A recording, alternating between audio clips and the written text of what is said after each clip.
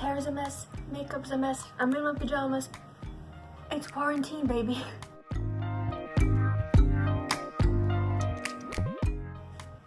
Hello guys, it's Third on the screen again. Before we get into the video, I hope you're safe. I hope quarantine's been kind to you, and I hope you're not going out of your house with no reason so you can possibly catch the virus or give it to someone else. Please don't do that. Now into the video. This is a monthly favorites of sorts. I mean, a lot of YouTubers do this, and I just wanted to try it because I think that it's wholesome content, just like sharing things that you love with the audience that you have. If that's not wholesome, I don't know what the word wholesome means. So without further ado, let's go. We have a YouTuber, Read with Cindy. She's very funny, but she's also her content is very niche. So if you're not into books, you probably won't like her as much, or maybe you will because she is just very funny. Like, you can watch her videos and they're very entertaining on their own. Just I love her very much. She does a lot of review videos, a lot of read videos, some vlogs, and now she's starting like a writing vlog because she's a writer and she's trying to write her own book, and totally support it because I'm also a writer and I really want to read her book if she will ever publish it one day. So a movie, Little Women. I think I watched it this year. It was definitely 2020, not 2019. And it was, I had no idea what this was, like, whatsoever. I know there's been 17 different versions of Little Women in movies, but I never watched any of them. I had never read the book. I came into this blind, completely and utterly blind. What was this with my hands? I don't know. But so that is to say, I don't have any previous attachments to Little Women. I just love this movie. I just freaking adored this goddamn movie. I mean, I thought it was a bit awkward seeing Emma Watson try to do an American accent. Like, I love my girl, but I could notice that, like, the British was coming through. But the movie is just so nice, and I loved it. Okay, the only actor that I could recognize was Emma and their mom, and Timothée Chalamet, because that's me. But it was very nice. It was a very cute movie and like angsty, and I was crying my eyes out. Like, towards halfway through the movie, I just began crying and I didn't stop. I just didn't stop. I cried to the very end. That's me. And we have anime. This category is loaded because we have, first up, Jibaku Shonen Hanako-kan. Jibaku Shonen Hanako-kan. Yeah, that's the name in Japanese. In freaking English, it's Toilet Bound Hanako-kan. And from the name in English, you really have no idea what you're getting yourself into. You see the first episode, and almost until right to the very end, you get a sense of what kind of show it's going to be. And then the last scene just flips everything that you thought in your head, and you're kind of like, why? Oh god, it's one of those, you know, the anime that have a very cutesy, adorable, beautiful art style, but that ends up gutting you and your emotions. The other one that I can think of is Anohana, which I never watched, but then Madoka Magica. It's just, yeah. Anyway, I loved this show because, like, first, the art style has a lot of personality, and then the editing of the show has a lot of personality, and just the show as a whole has a lot of personality, and I love those characters so much. Admittedly, I haven't been caught up with it. I think I stopped somewhere around episode 7. There might be like 3 new ones that I haven't seen yet, so please no spoilers. But yeah, I love it very much so, and it makes lists. I already made a whole video about why I love it so much, so you can go watch that if you want. Second one is Haikyuu season 4. Sorry.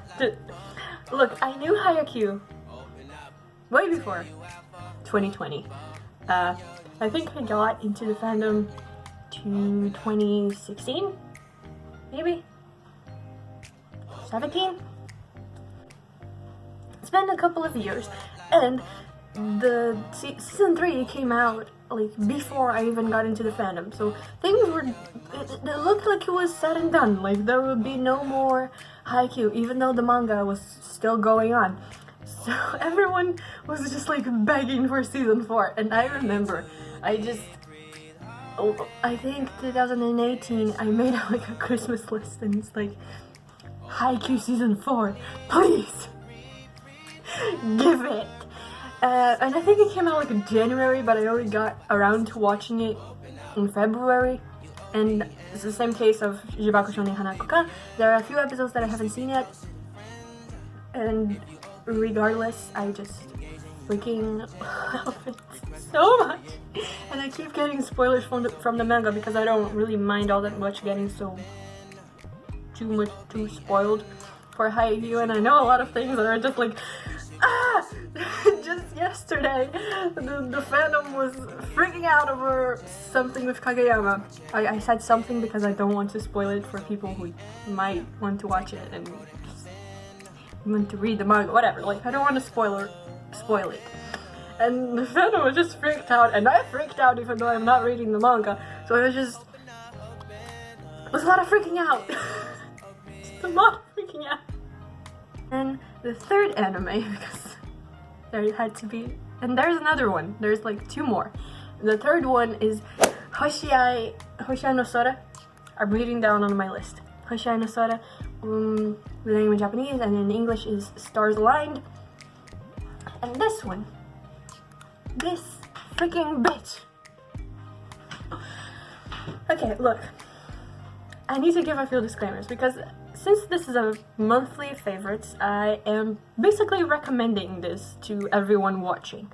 But Hoshiai no Sora has a lot of triggering topics that I was not prepared for when I watched. I was fine because nothing, like, it shocked me, but it didn't send me into any meltdowns or breakdowns or anything. I was fine. But I know that a lot of people won't be if they start this anime and don't know what it has ahead of time. So, triggering topics include domestic abuse, and that's the most prominent one. I think it's just domestic abuse in various ways and forms and shapes and sizes. It's just, yeah, nearly every character has a very like heavy backstory, and it's just really hurts. But at the same time, like, it's a sports anime. It's sports. They're playing soft tennis, but it focuses a lot more on the characters and not the sport itself. Although it does give a lot of like explanations on how the sport works, and I thought that was nice the way that they did it, because they get the newbie on the team, and then he doesn't know anything about sport. So what they do is explain it to the guy, as well as it is explaining it to the audience, like whoever's watching it. And the art style. Oh, the art style is so pretty, so gorgeous. Ah! And all those characters, they're precious. Like, every single one of them is precious. And like there's this one part where they are fighting. They're playing against another school, and there is this one character who's like the team captain or not, and at least I thought at the very beginning that he was just going to be an asshole, just a completely bad person. But no, he's also precious. So, you know, it's kind of like Haikyuu, where you're adopting everyone. It's like you adopt every child you see, because they're all children, and you want to adopt the children. Anyway, and then the fourth anime is Ascendance of a Bookworm. I have come to know that this type of anime, in which the main character dies and is transported into another world where they have to, fantasy world generally, I have come to know that this type of anime is called isekai. I had no idea this was like a completely separate genre of anime. Like, it's a genre on its own, and I'm like, I had no idea. I just started watching this one because I had already seen the title float around on the internet, and it has the word bookworm in the title. I like to read. You see my no dilemma whatsoever. I just started watching it and I breezed through it because it's so nice, and the main character is so cute and so smart. She is smart, goddamn. And she was like well into her 20s, I think, when she died in her world, but then she's transported into the body of I believe 8-year-old. So like very, very young. But it's very, very cute, and it also gets very, very angsty because, spoilers, not gonna mention a lot, but it does get very angsty. And the art style is also very pretty, but I saw like the art style from the light novel, and it's a lot prettier. There's a little bit of a downgrade from the art style of the light novel to the anime, but it's still good and nice regardless, and it's just a fantastic story so far.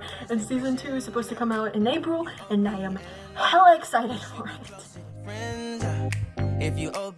Moving on, we have music. Yes, music. I love music. Like, I'm moved by music. So first we have the Birds of Prey soundtrack. I have not watched this movie yet, but I love the soundtrack. You have Normani, you have Lauren whatnot, like two girls from the band Fifth Harmony that doesn't exist anymore, but they're each very good on their own. And you have Halsey, and you have just a boatload of artists, and the songs are just amazing. I think my favorite one is Invisible Chains, which is by Lauren, and it's very good. And also, it feels very on brand for Harley Quinn. Like, I'm not too familiar with this character because I don't read the comics, and I've always seen her in a handful of YouTube clips of various different shows that the character appears in. But it does, like, the whole vibe of the album does seem like very, very Harley Quinn, just from what I gathered about her. Yes. Then a song, we have This Side of Paradise by Coyote Theory. It's very soft and mellow, and the person who introduced it to me was Kenna from, I forgot their channel name. I'm sorry, Kenna. It's just that they are a very talented artist, and they do live streams every once in a while, and they play music. sometimes, and this song was playing, and I just instantly fell in love with it, and I looked it up, and now it's part of my YouTube playlist because I love it. I really do. It's so nice. Ask me why my heart's inside my throat. I can't sing. Let's go on. We have No Time to Die by Billie Eilish, and oh my god, my guys,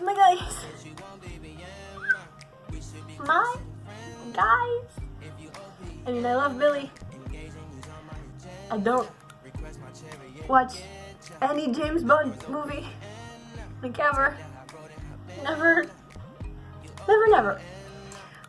But I do know that like the songs from the movie have like a very distinct sound, and Billie managed to capture that sound just like perfectly. And the song is